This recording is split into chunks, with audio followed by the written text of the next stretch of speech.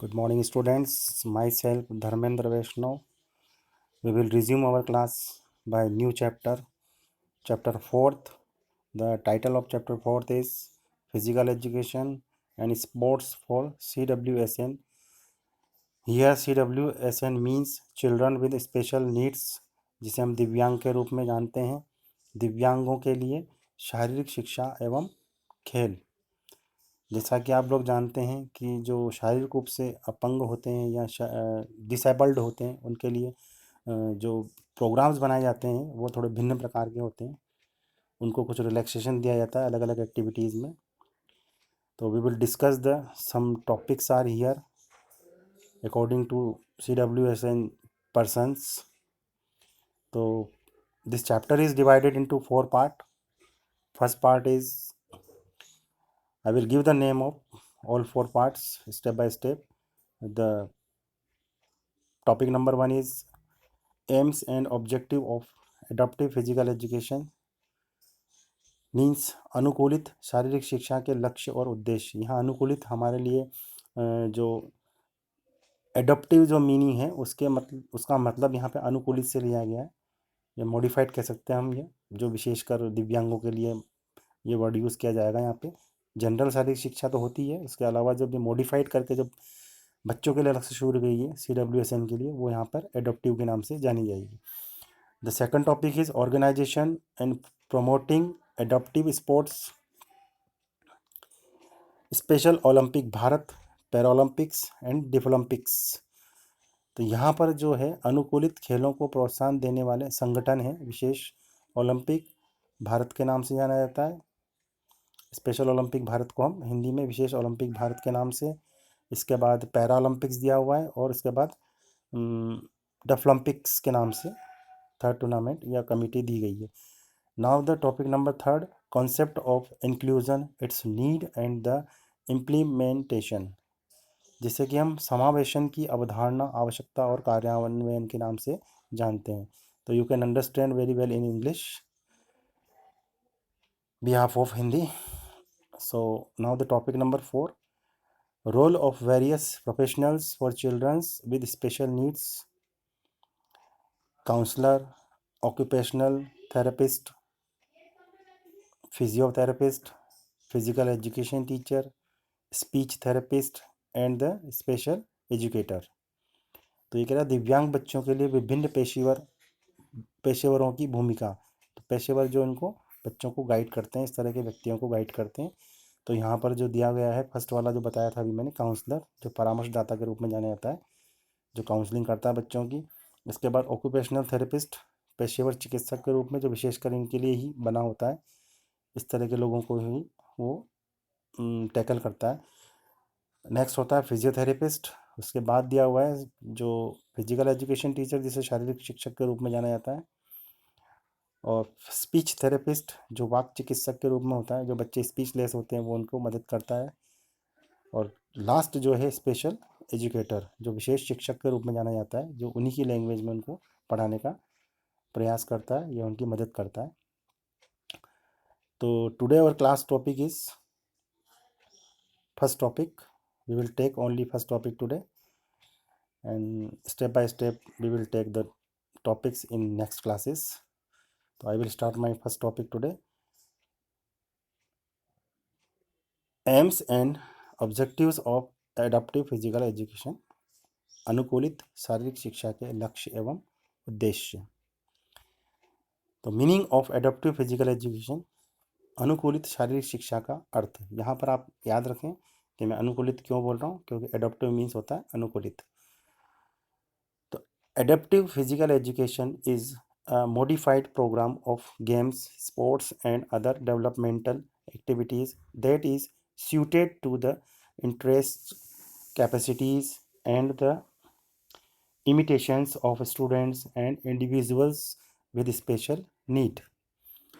तो अनुकूलित शारीरिक शिक्षा खेलकूद एवं अन्य विकासात्मक गतिविधियां का रूपांतरित कार्यक्रम है, जो दिव्यांग बालकों, जो कि हम बताएं CWSN, जो बच्चे हैं अथवा दिव्यांग वयस्क या एडल्ट्स भी हो सकते हैं, ये रुचियों, उनके इंटरेस्ट, क्षमता, उनकी कैपेसिटी एंड उनकी बाउंडेशन सीमाओं को ध्यान में रखकर ही तैयार किए गए हैं या किए जाते हैं। It is created for the students with special needs so that they can also enjoy the sports and recreations.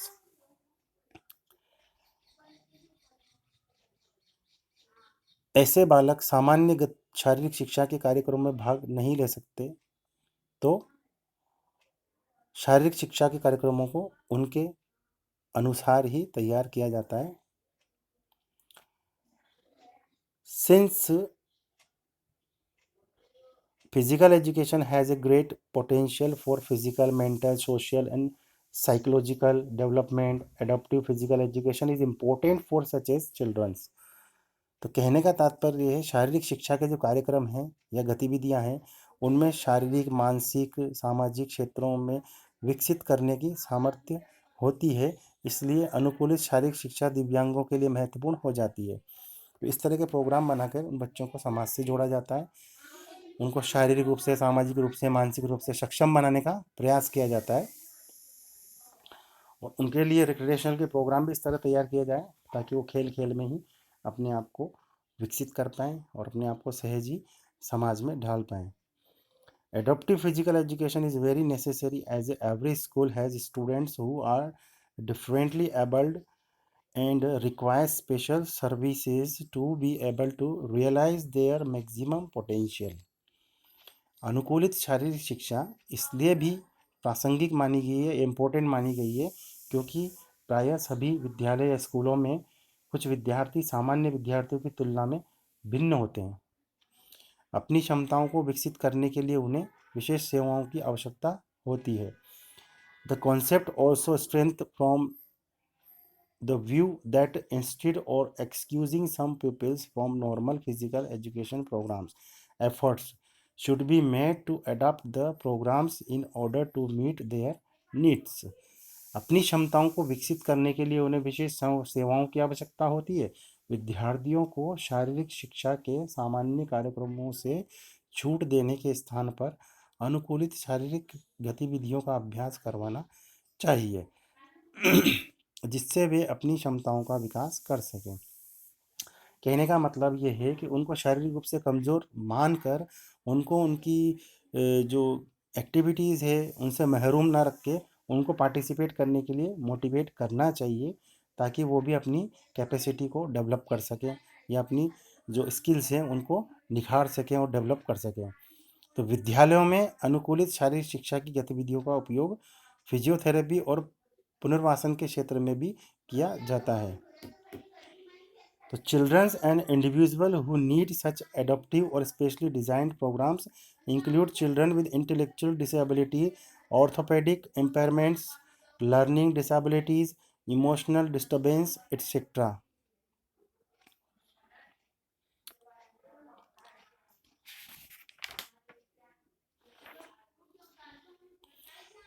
तो कहने का तात्पर्य ये है कि जो बच्चे इस तरह के पाए जाते हैं या इस तरह के जहाँ जहाँ भी मिलते हैं उनके लिए प्रोग्राम्स को स्पेशली डिज़ाइन किया जाता है या फ्रेमिंग की जाती है, ताकि वो बच्चे जो शारीरिक रूप से, मानसिक रूप से असक्षम हैं तो उनको उनके अंदर सुधार किया जा सके। उन्हें दिमागी रूप से अगर कमज़ोर है तो उसमें दिमाग का धीरे धीरे विकास हो सकता है। ऑर्थोपेडिक इम्पेयरमेंट, अगर उसके अंदर कोई हड्डियों से संबंधित कोई विकार है तो उस विकार को भी सही किया जा सकता है।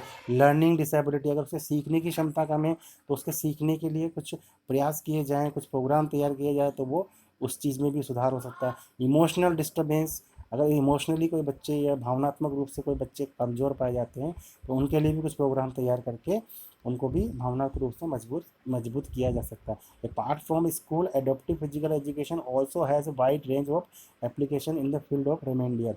ये कह रहा है कि केवल स्कूल ही नहीं, इसके अलावा भी बहुत सी जगह ऐसी हैं या बहुत एक विस्तृत क्षेत्र है जहाँ पर कि इस तरह के लोग पाए जाते हैं या उनको इस तरह की आवश्यकता है चीज़ों की, फैसिलिटी की, या समाज में उनको अपना स्थान दिलाने की। एंड रिहैबिलिटेशन फिजियोथेरेपी, तो उन लोगों को फिजियोथेरेपी के माध्यम से अगर बच्चे इस तरह की समस्याओं से ग्रसित है तो उनको विभिन्न प्रकार के ट्रीटमेंट देके सुधारा जा सकता है या उनके अंदर कुछ सुधार लाया जा सकता है। फॉर एग्जाम्पल सम योगिक asanas are immense help to correcting central postural defects and curing the disease। यहाँ कुछ उदाहरण के तौर पर बताया गया, जैसे कि कुछ योगिक एक्सरसाइज हैं या योगिक आसन्स हैं, इनके माध्यम से अगर उनको निरंतर करवाया जाए तो उनको पोस्चरल डिफॉर्मिटीज़ जो होती हैं या डिफेक्ट होते हैं उनको एक हद तक सही किया जा सकता है। इसके अलावा भी CWSN के लिए कुछ प्रोग्राम्स चलाए जाते हैं, तो we will discussing in our next points। The aim and objective of adaptive physical education for CWSN are as follows। दिव्यांगों और शारीरिक गतिविधियों सुलभ कराने हेतु अनुकूलित शारीरिक शिक्षा के लक्ष्य और उद्देश्य इस प्रकार दिए गए हैं, जो कि हम आगे 5 पॉइंट में डिस्कस करेंगे। फर्स्ट पॉइंट है, the primary aim of adaptive physical education is to ensure that every child with special need is provided with services that meet his or her unique need. ये कह रहा है अनुकूलित शारीरिक शिक्षा का प्राथमिक उद्देश्य या प्राइमरी जो ऑब्जेक्टिव है उनका, यह सुनिश्चित करना है कि प्रत्येक दिव्यांग या CWSN को उसकी विशिष्ट या उसकी आवश्यकता जो है उसके अनुरूप उसको शारीरिक शिक्षा संबंधी सेवाएं प्रदान की जाए या उसको प्राप्त होती रहें। इसके बाद है second point, its aim is to develop gross motor skills of CWSN like holding the ball। It also aim to develop sports related skill along with physical fitness, strength, endurance, cardiovascular endurance and the flexibility and the motor fitness, activeness, balance and coordination etc। यहाँ पर खेलने का तात्पर्य है, इसका लक्ष्य है दिव्यांग जो बालक हैं उनकी गामक कुशलताओं का विकास करना, यानी जो जनरल मोटर डेवलप जो मोटर स्किल्स हैं उनका विकास करना, जिसमें कि उसके जो छोटे छोटे जो होल्डिंग पोस्चर्स हैं उनको क्लियर किया जाता है, जैसे गेंद को पकड़ना। वह खेल संबंधी कुशलताओं के साथ साथ शारीरिक पुष्टि, उसके अंदर पावर शक्ति हो, सहनशीलता यानी उसके अंदर थोड़ा सा एंड्योरेंस हो, हृदय वाहिनी सहनशीलता, अपने हार्ट से रिलेटेड जो उसके अंदर एक सहनशीलता डेवलप हो, उसकी बॉडी में फ्लेक्सिबिलिटी हो and some motor fitness like उनके अंदर स्फूर्ति एक्टिवनेस स्फूर्ति हो, बैलेंस संतुलन बनाने की क्षमता हो, कोऑर्डिनेशन समन्वय बना सकें आदि का विकास करने का मुख्य उद्देश्य माना जाता है। Now the third point, adaptive physical education aim to motive each and every CWSN to participate in physical education related program. यहाँ कह रहा है कि अनुकूलन शारीरिक शिक्षा का उद्देश्य है प्रत्येक दिव्यांग को शारीरिक शिक्षा से संबंधित कार्यक्रमों में सक्रिय रूप से भाग लेने के लिए प्रेरित करना या मोटिव करना। साथ ही also if the level of disability reduces then include him or her in the normal programs। साथ ही यदि अशक्तता का स्तर या प्रभाव कम हो जाए तो उसे सामान्य कार्यक्रमों में समावेशित करना भी है। Now fourth point, its aim is to enhance self confidence और CWSN as well as to teach them social skills, control over their emotions and expression of their thoughts.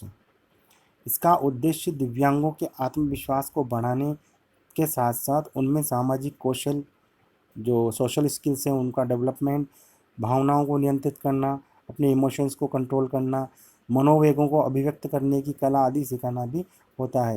यानी अपनी जो थॉट्स हैं उनको एक्सप्रेस कैसे किया जाता है वो सब चीज़ें भी इनको इन प्रोग्राम्स के थ्रू सिखाना इनका मुख्य उद्देश्य माना गया है एडेप्टिव प्रोग्राम्स का। Adaptive physical education also aims to teach the rules and strategies of the games and their application while playing.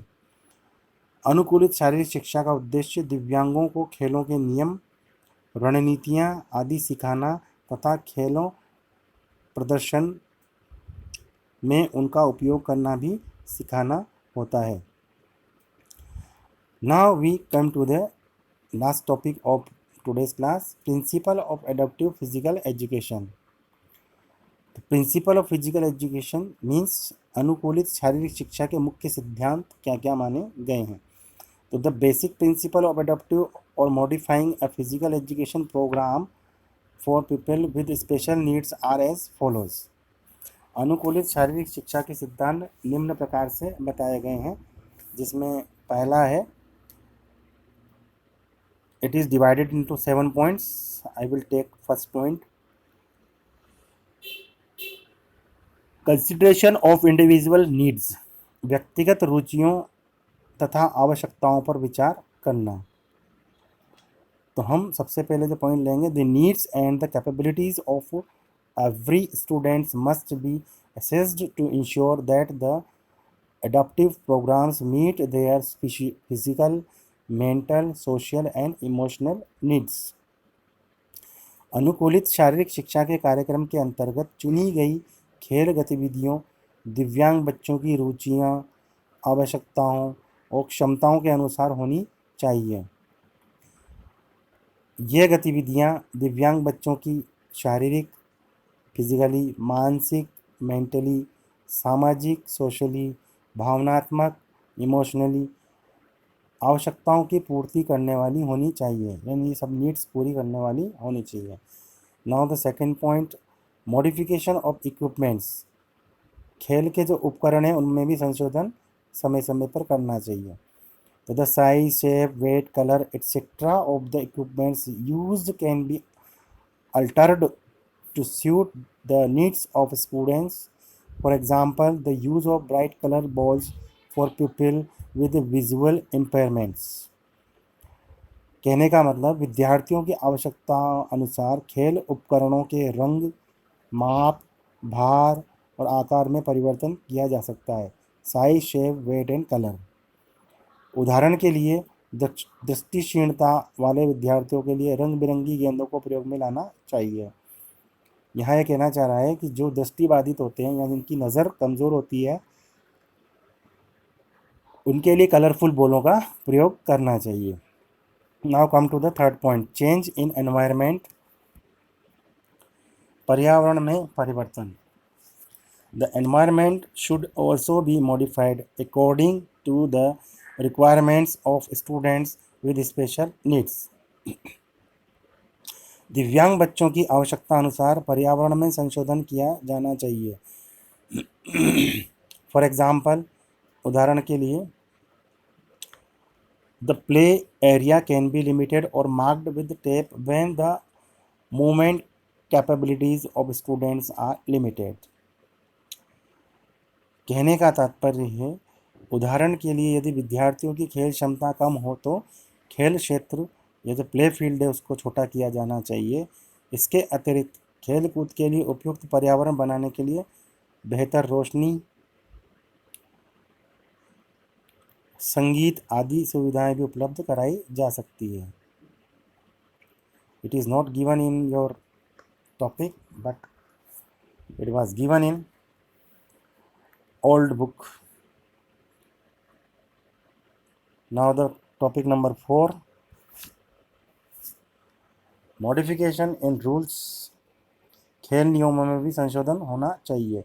Rules may be modified to suit different skills levels and encourage fair competition. खेल कौशलों के स्तर और प्रतियोगिताओं की क्षमता के अनुसार खेल नियमों में भी संशोधन किया जा सकता है. खेल संबंधी जो रूल्स हैं वो सरल होने चाहिए. दिव्यांग बच्चों की पिछली गतिविधियों को उपलब्धता को देखते हुए खेल संबंधी नियम बनाए जाने चाहिए जो उन बच्चों को सूट करे, उनके गेम को सरल और आसान बना सके.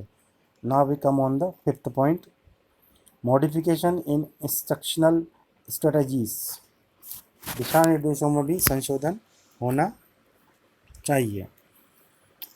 Using a variety of instructional strategies such as oral instructions and the visual aid can be help students with special need to succeed in physical education program.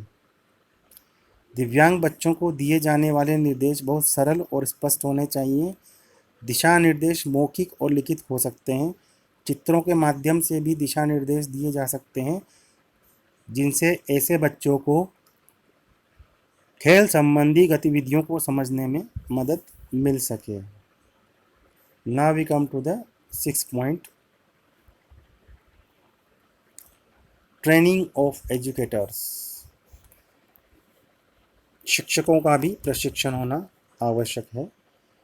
Educators of adapted physical education must be trained in assessing motor and physical competencies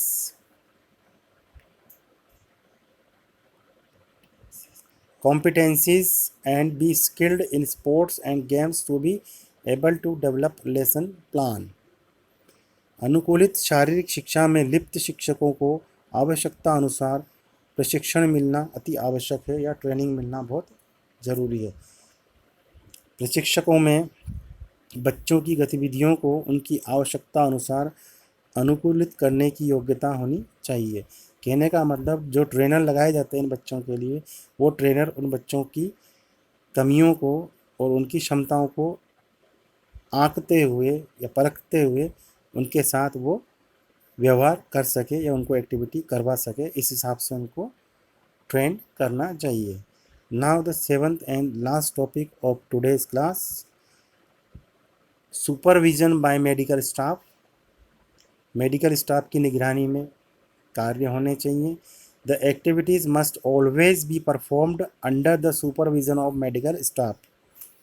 सभी गतिविधियां medical staff की निगरानी में या देखरेख में की जानी चाहिए। Appropriate safety measures must be in place as per the unique needs of people with special needs. दिव्यांग बच्चों से संबंधित सभी सुरक्षा साधन उपलब्ध होने चाहिए ताकि आवश्यकता पड़ने पर उनका उपयोग किया जा सके। ऐसे बच्चों को फिजियोथेरेपी और व्यावसायिक चिकित्सा की आवश्यकता होती है या व्यावसायिक चिकित्सा की आवश्यकता होती है। इन बच्चों का प्रशिक्षण डॉक्टर की निगरानी में किया जाना चाहिए। प्रशिक्षक को चाहिए कि वह प्रशिक्षण की तीव्रता धीरे धीरे बढ़ाए जिससे मांसपेशियों की शक्ति और सहन शक्ति का विकास हो सके। कहने का मतलब ये कुछ लाइंस जो एक्स्ट्रा हैं ये पुरानी बुक में होंगी, अभी वाली बुक में नहीं मौजूद है, फिर भी मैंने आपको उसका ट्रांसलेशन पढ़ के बता दिया।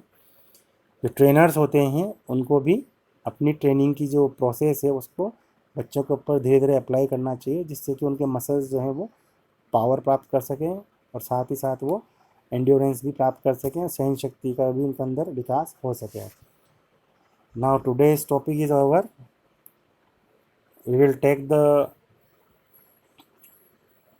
Next topic second in our next class, and the topic title will be organizations promoting adaptive sports. हमारा जो अगला पॉइंट होगा अगली क्लास का वो होगा ऑर्गेनाइजेशन प्रमोटिंग एडोप्टिव स्पोर्ट्स, जो कि अनुकूलित खेलों को प्रोत्साहन देने वाले जो संगठन हैं उनके बारे में अगली क्लास में हम डिस्कस करेंगे, जो कि मैंने आपको अभी स्टार्टिंग में बताए थे, जिसके मुख्य अंग कौन कौन हैं। Special Olympic Bharat, para Olympics and Deaflympics या डेफलिम्प्स। सो watch the video again and again and read the chapter and make yourself some notes for preparing your next exam, and do the work in notebook also regularly.